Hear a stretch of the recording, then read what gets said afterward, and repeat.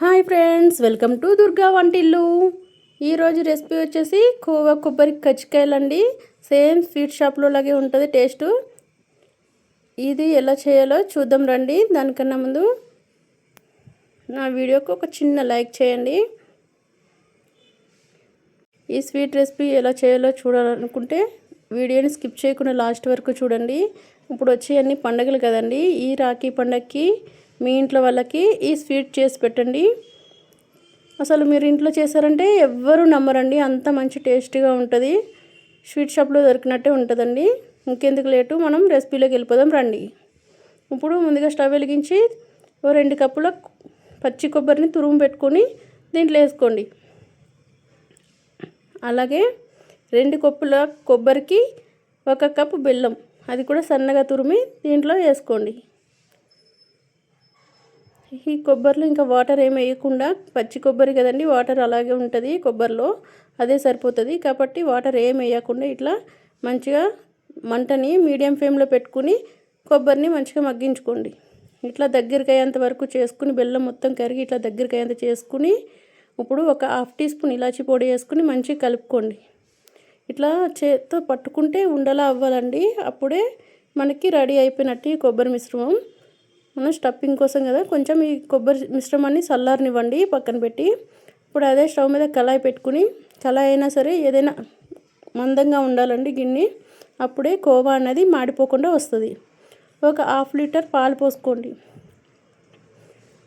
మంటని మీడియం ఫ్లేమ్లో పెట్టుకుని పాలుని బాగా మరిగించుకోండి కలుపుకుంటూ. పైన మీగడ కట్టకుండా, కింద అడుగంటకుండా పాలని కలుపుకుంటూ ఉండండి. చాలా సింపుల్గా చేసుకోవచ్చండి. ఇంట్లో కొంచెం టైం పడుతుంది పాలు మరగటానికి అంతే, కానీ చాలా అంటే చాలా టేస్ట్ ఉంటుంది. ఒకసారి మీరు కూడా ట్రై చేయండి ఫ్రెండ్స్. చాలామంది చూస్తున్నారు కానీ సబ్స్క్రైబ్ చేయట్లేదు ఫ్రెండ్స్. సబ్స్క్రైబ్ చేసి నా ఛానల్కి సపోర్ట్ చేయండి. మీరు సబ్స్క్రైబ్ చేయటం వల్ల ఇలాంటి కొత్త కొత్త వంటలన్నీ నేను వీడియో పెట్టంగానే మీకు నోటిఫికేషన్ వస్తుంది. ఇప్పుడు ఒక 1/2 కప్పు మిల్క్ పౌడర్ అండి. కంపల్సరీ మిల్క్ పౌడర్ వేస్తేనే స్వీట్ షాప్లో టేస్ట్ వస్తుందండి కోవా అనేది. ఇప్పుడు మిల్క్ పౌడర్ వేసి మంచిగా కలుపుకొని ఉండలు కట్టకుండా, మిల్క్ పౌడర్ వేసిన వెంటనే ఉండలు కడుతుంది, అది ఉండలు కట్టకుండా మంచిగా కలుపుకొని కొద్దిసేపు ఉడికించుకొని ఒక చిన్న కప్పు షుగర్ వేసుకోండి.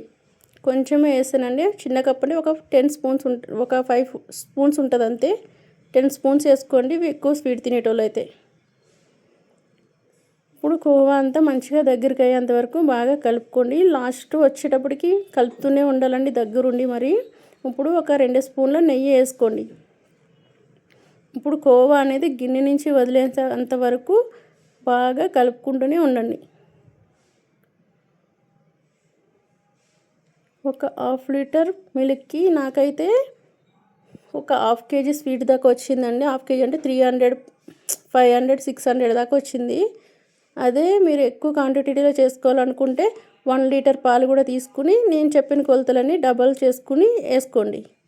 ఇప్పుడు ఇంకొక 2 స్పూన్ల నెయ్యి వేసుకుని మంచిగా ఇంకా ఒకసారి కలుపుకొని కోవా స్టవ్ ఆఫ్ చేసి చల్లారనివ్వండి బాగా. కోవా చల్లారిన తర్వాత గట్టిగా అవుతుందండి. ఇప్పుడు లూజుగా ఉన్నట్టే ఉంటుంది, కానీ కోవా బాగా చల్లారిన తర్వాత గట్టిగా అవుతుంది. స్టవ్ ఆఫ్ చేసి ఒక 10 మినిట్స్ ఇలా చల్లారిన తర్వాత చూడండి, ఇట్లా మంచిగా కోవా అనేది దగ్గరికి అయిపోయింది.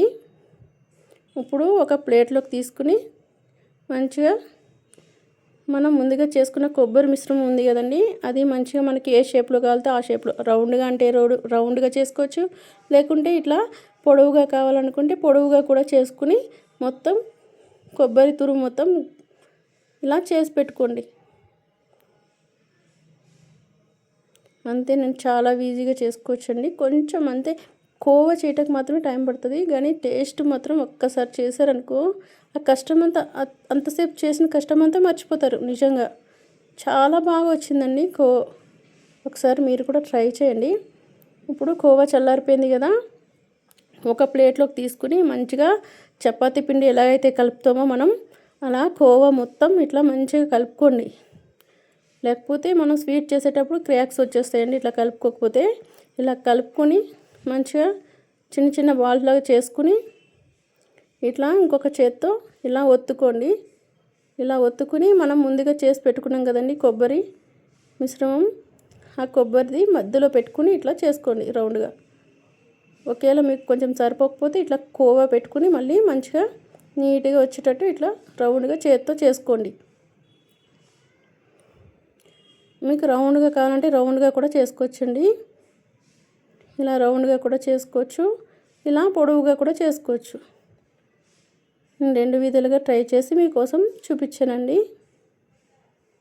ఇప్పుడు కొంచెం లూజ్గా ఉంటుందండి కోవా అనేది. ఇప్పుడు చల్లారనిచ్చి చూస్తే మంచిగా కోవా అనేది గట్టిగా అయిపోయి ఇంకా స్మూత్గా కనిపిస్తాయండి స్వీటు.